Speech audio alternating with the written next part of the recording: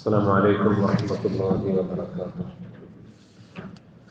بسم الله والحمد لله والصلاة والسلام على أشرف رسل الله وعلى صدري ويسر لي أمري واحلل عقدة من لساني يفقهوا قولي وما توفيقي إلا بالله عليه توكلت وإليه أنيب.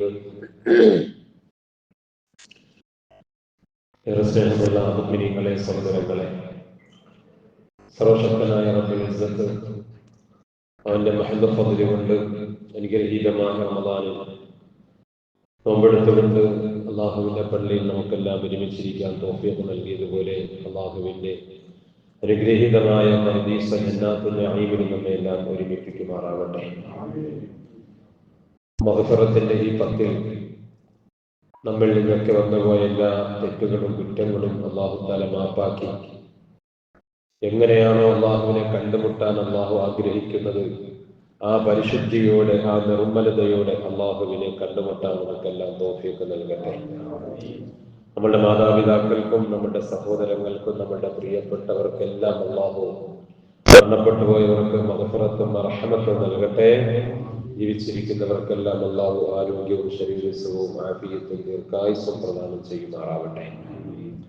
പശ്ചിമേഷ്യയിൽ, ഗൾഫ് രാജ്യങ്ങളിൽ നമ്മുടെ പ്രിയപ്പെട്ട സഹോദരന്മാർ നേരിട്ടുകൊണ്ടിരിക്കുന്ന പ്രതിസന്ധികളിൽ നിന്നും പ്രയാസങ്ങളിൽ നിന്നും അല്ലാഹു തആല എല്ലാവിധ മോചനവും അവർക്ക് നൽകുമാറാവട്ടെ. എല്ലാ നാടുകളിലും രാജ്യങ്ങളിലും അല്ലാഹു തആല പരിപൂർണ സമാധാനം നൽകുമാറാവട്ടെ. എല്ലാ പേടിക്കേണ്ട അവസ്ഥകളിൽ നിന്നും അല്ലാഹു അവർക്കെല്ലാം നിർഭയത്വം നൽകുമാറാവട്ടെ. എത്രയും വേഗം യുദ്ധക്കെടുതികളിൽ നിന്ന്, യുദ്ധഭൂമികളിൽ നിന്ന് സമാധാനത്തിന്റെ, ആശ്വാസത്തിന്റെ വാർത്തകൾ അല്ലാഹു നമുക്ക് എത്തിക്കുമാറാവട്ടെ. മുഅ്മിനീങ്ങളെ, നിസ്കാരം ബാത്തിലാകുന്ന കാര്യങ്ങളാണ് നമ്മൾ പറഞ്ഞു വരുന്നത്. അതിൽ ചിലത് കൂടി നമുക്ക് പറയാനുണ്ട്. ഇൻഷാ അല്ലാഹ് നമ്മൾ നിസ്കാരം ബാത്തിലാകുന്ന കാര്യങ്ങളിൽ നിസ്കാരത്തിൽ ശബ്ദമുണ്ടാക്കുന്നത് രണ്ടക്ഷരം വെളിവായ നിസ്കാരം ബാത്തിലാകുമെന്ന് പറഞ്ഞു. അർത്ഥമുള്ള ഒരക്ഷരം നമ്മൾ ഉണ്ടായാലും നിസ്കാരം ബാത്തിലാകും എന്ന് നമ്മൾ പറഞ്ഞു. അതുപോലെ അധികരിച്ച പ്രവൃത്തി കൊണ്ട് നിസ്കാരം ബാത്തിലാകും. നിസ്കാരത്തിന്റെ ഫർളായിട്ടുള്ള പ്രവർത്തികൾ തന്നെ അധികമായി ചെയ്താലും നിസ്കാരം ബാത്തിലാകും.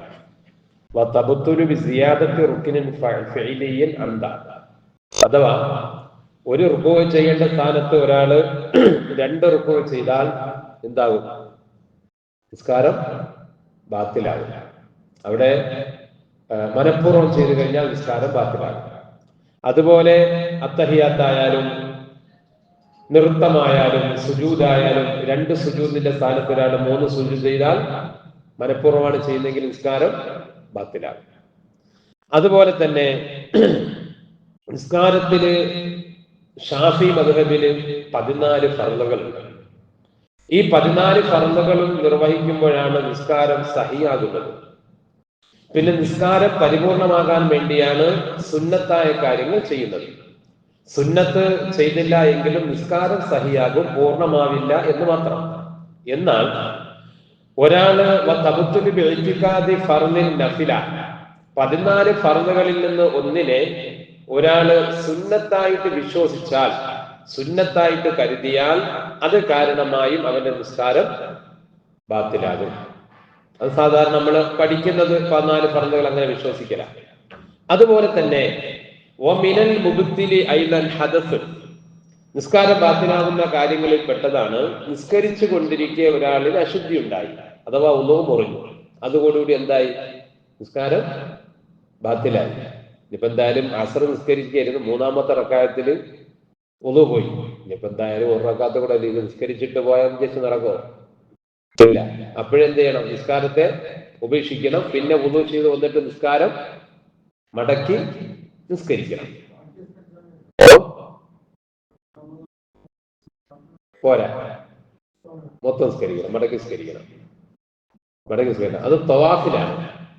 ഹജ്ജിന്റെ മുമ്പ് നമുക്ക് തവാഫ് എന്ത് ചെയ്യാന്നറിയാവോ? 7 ചുറ്റലില് ഒരാൾ 4 ചുറ്റലായപ്പോഴേക്കും ഉളു മുറിഞ്ഞാൽ ആദ്യം ആ 4ാമത്തത് കൂട്ടൂല, മറിച്ച് 3 കൂട്ടും, പിന്നെ 4ാമത്തെ മുതൽ ചെയ്യണം. പക്ഷെ നിസ്കാരത്തിൽ എന്ത് പറ്റൂല, ബാക്കി നിസ്കരിക്കാൻ പറ്റൂല, നിസ്കാരം മുഴുവനായിട്ട് മടക്കണം. അതാണ്. ഇനി ഇവിടെ ശ്രദ്ധിക്കേണ്ട ഒരു കാര്യം, ചിലർക്ക് എപ്പോഴും അശുദ്ധി ഉണ്ടാകുന്നവരുണ്ടാകാം, എപ്പോഴും മൂത്രം പോകുന്ന ഒരാൾ, അതുപോലെ എപ്പോഴും നജസ് ഉണ്ടാകുന്ന ഒരാൾ, അവർക്കിത് ബാധകമല്ല. അവരെ സംബന്ധിച്ചിടത്തോളം സമയമായതിനു ശേഷം പെട്ടെന്ന് ഉളു ചെയ്ത് കഴിഞ്ഞാൽ അവരെന്ത് ചെയ്യണം? പെട്ടെന്ന് അങ്ങ് നിസ്കരിച്ച് തീർത്താൽ മതി. ഇതിനിടയിൽ നജസ് ഉണ്ടായാലും അവർക്ക് കുഴപ്പമില്ല, അവർക്കതിന് ഇളവുണ്ട്. അപ്പൊ അതാണ് ഒരു കാര്യം. മറ്റൊന്ന്, ഇത്തിസാലു നജസിൽ, നമ്മള് അശുദ്ധി ഉണ്ടാകും എന്നുള്ളത് മനഃപൂർവ്വമല്ല, നമ്മൾ അറിയാതെ, നമ്മളെ പ്രവൃത്തി കൊണ്ടല്ലാതെ പെട്ടെന്ന് നമ്മൾക്ക് കീഴ്വാഴ് പോകുന്നത് പോലെ ഒന്ന് മുറിഞ്ഞാലും അതോടുകൂടി എന്തായി? നിസ്കാരം അവിടെ ബാത്തിലായി. ഇപ്പൊ ഇമാമക്കാണെങ്കിൽ എന്ത് ചെയ്യണം? ഇമാമിന് ഒന്ന് മുറിയല്ലോ, അപ്പൊ എന്ത് ചെയ്യണം? ഇമാമായതുകൊണ്ട് തീർക്കാം, അങ്ങനെയുണ്ടോ? അപ്പൊ ഇമാമാണെങ്കിൽ എന്ത് ചെയ്യണം? ഇമാമ ഇറങ്ങി പോക്കിയാണ് അപ്പോഴേ. അപ്പൊ പിന്നെ എന്ത് ചെയ്യണം? തൊട്ട് പിറകെ നിൽക്കുന്ന ആളെന്ത് ചെയ്യണം? കയറി ഇമാമായി നിൽക്കണം. അതാണ് ചെയ്യേണ്ടത്. പിന്നെ അതുപോലെ തന്നെ നിസ്കാരം ബാത്തിലാകുന്ന ഒരു കാര്യം, നിസ്കരിച്ചു കൊണ്ടിരിക്കെ നമ്മളുടെ ശരീരത്തിലോ വസ്ത്രത്തിലോ നിസ്കരിക്കുന്ന സ്ഥലത്തോ ഒരു നജസ് വന്നു വീണു, സ്വാഭാവികമായിട്ട് സംഭവിക്കാലോ. കാരണം നിസ്കരിക്കുന്ന ആളിന്റെ ശരീരവും വസ്ത്രവും നിസ്കരിക്കുന്ന സ്ഥലവും നജസിൽ നിന്ന് ശുദ്ധിയാകല് നിസ്കാരത്തിന്റെ ഷർത്താണ്. അങ്ങനെ ഇരിക്കെ ഒരാള് നിസ്കരിച്ചു കൊണ്ടിരിക്കെ അവന്റെ ശരീരത്തില് അഥവാ എവിടെയെങ്കിലും മുറിഞ്ഞ ഭാഗത്തു നിന്ന് എന്തായി? ബ്ലഡ് വന്നു, കൂടുതലായിട്ട് ബ്ലഡ് വന്നു. അതുപോലെ തന്നെ അല്ലെങ്കിൽ ഏതെങ്കിലും കാക്കയോ പക്ഷിയോ ഏതെങ്കിലും അവന്റെ ശരീരത്തിൽ എന്ത് ചെയ്തു? കാഷ്ടിച്ചു. അല്ലെങ്കിൽ അവൻ നിസ്കരിക്കുന്ന മുസല്ലയിൽ കാഷ്ടിച്ചു, ഓപ്പൺ ഏരിയയിലായിരുന്നു. അതോടുകൂടി എന്തായി? നിസ്കാരം ബാത്തിലായി. പിന്നെ എന്ത് ചെയ്യണം? ആ ശരീരമാണെങ്കിൽ ശരീരം, വസ്ത്രമാണെങ്കിൽ വസ്ത്രം, മുസല്ലയാണെങ്കിൽ മുസല്ല, ആ സ്ഥലം ശുദ്ധീകരിച്ചതിന് ശേഷമേ പിന്നെ എന്ത് ചെയ്യാൻ പാടുള്ളൂ? നിസ്കരിക്കാൻ പാടുള്ളൂ. നമ്മൾ ശ്രദ്ധിക്കേണ്ട കാര്യമാണ്. എന്നാൽ ഒരാൾ നിസ്കരിച്ചു കൊണ്ടിരിക്കെ പെട്ടെന്ന് അവന്റെ ശരീരത്തിൽ എന്തെങ്കിലും ഒരു നജസ് വന്ന് വീണു, ഇങ്ങനെ ഒരു പല്ലി, ചത്ത പല്ലി വന്നിട്ട് എന്ത് ചെയ്തു? അവന്റെ തോളിൽ വന്ന് വീണു. പെട്ടെന്ന് ഇവരങ്ങ് തട്ടിക്കളഞ്ഞു. എന്നാൽ ആ നിസ്കാരം ബാത്തിലാവില്ല. അതവിടെ ഇരുന്നാൽ എന്താവും? നിസ്കാരം ബാത്തിലാവും, പിന്നെ മടക്കി നിസ്കരിക്കേണ്ടി വരും. എന്നാൽ പെട്ടെന്ന് തന്നെ തട്ടിക്കളഞ്ഞാൽ അതിന് ഇളവുണ്ട്, നിസ്കാരത്തിന് കുഴപ്പമില്ല. അതുപോലെ തന്നെ വൈങ്കിഷാഫു ഔറത്തിൻ, നിസ്കാരത്തിനിടയിൽ ഔറത്ത് വെളിവായി. കാരണം പുരുഷന്മാരാണെങ്കിൽ മുട്ടുപൊക്കലിനിടയിലുള്ള ഭാഗം മറയ്ക്കല് നിർബന്ധമാണ്, സ്ത്രീകളാണെങ്കിൽ മുൻകൈയും മുഖവും ഒഴികെയുള്ള ബാക്കി ഭാഗമൊക്കെ മറയ്ക്കലും നിസ്കാരത്തിന് നിബന്ധനയാണ്. ഒരു പുരുഷൻ നിസ്കരിച്ചുകൊണ്ടിരിക്കുക മുട്ടുപൊക്കലിന്റെ ഭാഗം എന്തായി? വെളിവായി പോയാൽ നിസ്കാരം എന്തായി? ബാത്തിലായി. ഇവിടെയാണ് നമ്മൾ ആ പാൻസ് ധരിക്കുന്ന ആളുകളൊക്കെ ശ്രദ്ധിക്കേണ്ട കാര്യം.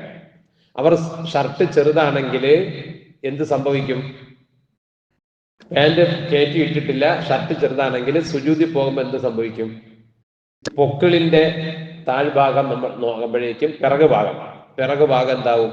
പൃഷ്ഠത്തിന്റെ മുകൾ ഭാഗം വെളിവായാൽ നിസ്കാരം പത്തിലായി. അപ്പൊ അറിഞ്ഞില്ലെന്നുള്ള വിഷയമല്ല. കാരണം അവർത്ത് മറയുന്ന രൂപത്തിൽ എന്ത് ചെയ്യണം? വസ്ത്രം ധരിക്കൽ അവന് നിർബന്ധമാണ്. പലരുടെ നിസ്കാരം അങ്ങനെ ബാത്തിലാവാറുണ്ട്. അപ്പം ഒന്നുകിൽ നീളമുള്ള ഷർട്ടായിരിക്കണം, ഇഞ്ച് ചെയ്ത് കഴിഞ്ഞാൽ കുഴപ്പമില്ല അല്ലേ? അല്ല, മറിഞ്ഞിരുന്നാ മതിയല്ലോ.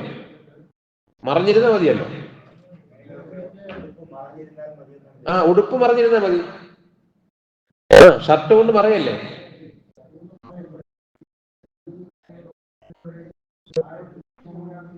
ഷർട്ട് കൊണ്ട് പറഞ്ഞാൽ മതി. ഷർട്ട് മറിഞ്ഞാൽ മതി. ബട്ടൺസിന്റെ ഇടയിലൂടെ ബട്ടൺസിന്റെ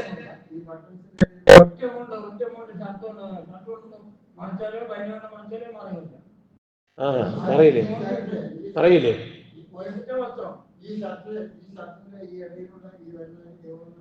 അങ്ങനെ വെളിവായാൽ ബാത്തിലാവും. വെളിവായില്ലെങ്കിൽ കുഴപ്പമില്ലല്ലോ. ഒരാളെ ടീഷർട്ട് അല്ലെങ്കിൽ അങ്ങനെ മറയാത്ത വെളിവാകാത്ത ഷർട്ടാണ് ഇട്ടെങ്കില അതെല്ലാം അവരവർ നോക്കേണ്ടതാണ്. ജുബ്ബയിട്ടാ കുഴപ്പമില്ല. ഷർട്ട് ഇട്ടായാലും ബട്ടൺസ് വെളിവായാലുള്ളൂ. ചിലതെല്ലാം വെളിവാകണമെന്നില്ലല്ലോ. ഇൻ ചെയ്ത് ഷർട്ട് ഇൻ ചെയ്ത് ഇട്ട് നല്ല ടൈറ്റായിട്ട് കിടന്നാൽ വെളിവായില്ല എങ്കിൽ കുഴപ്പമുണ്ടോ? ഇല്ല. വെളിവായാൽ ഏത് തരത്തിലായാലും വെളിവായാലാണ് പ്രശ്നം. അതിന് ഏത് വസ്ത്രം കൊണ്ട് മറഞ്ഞാലും മതി. പാൻസ് കൊണ്ട് മറഞ്ഞാലും മതി, ഷർട്ട് കൊണ്ട് മറഞ്ഞാലും മതി. ഏത് തരത്തിൽ എന്ത് ചെയ്യണം? മുട്ടുപൊക്കളുടെയുള്ള ഭാഗം മറഞ്ഞിരിക്കണം. അതിപ്പോ നമ്മൾ ഈ പാൻസിന്റെ കാര്യമാണ് ശ്രദ്ധിക്കേണ്ടത്. ഇങ്ങനെ ഷർട്ട് ഇറക്കം കുറഞ്ഞാലും. പിന്നെ സ്ത്രീകളിൽ വളരെ ശ്രദ്ധിക്കേണ്ടതാണ്. കാരണം കാൽപാദം മറഞ്ഞിരിക്കണം.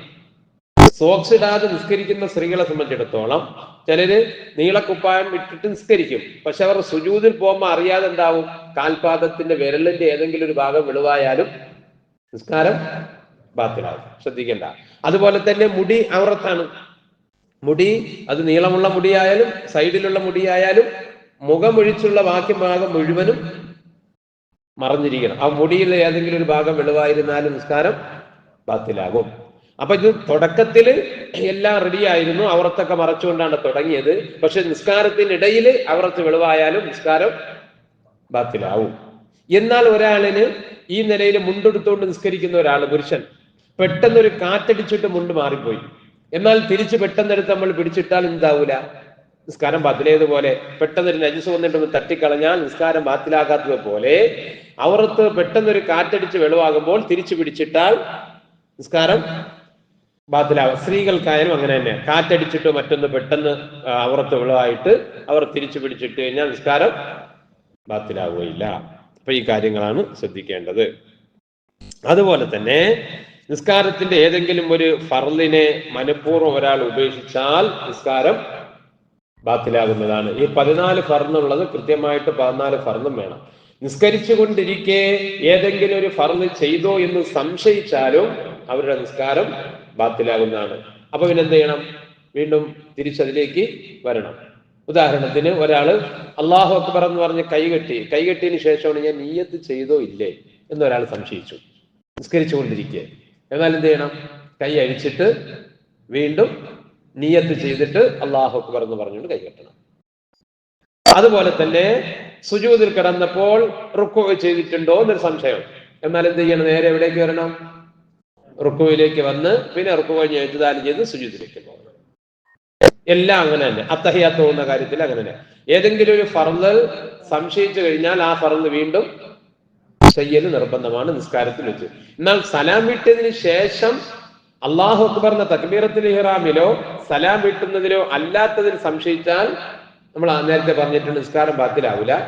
എന്നാൽ തുടക്കത്തിൽ അല്ലാഹു അക്ബർ എന്ന തക്ബീറത്തുൽ ഇഹ്റാം ചൊല്ലിയ എന്നതിൽ സംശയിച്ചാൽ, അല്ലെങ്കിൽ സലാം വിട്ടു ഇല്ലേ എന്ന് സംശയിച്ചാൽ, നമ്മൾ ഉറങ്ങിയിരിക്കുന്ന ഒരാളുടെ കാര്യം പറഞ്ഞില്ലേ, അങ്ങനെയൊക്കെ വന്നാൽ എന്ത് ചെയ്യണം? വീണ്ടും ആ നിസ്കാരത്തെ മടക്കി നിസ്കരിക്കൽ നിർബന്ധമാണ്.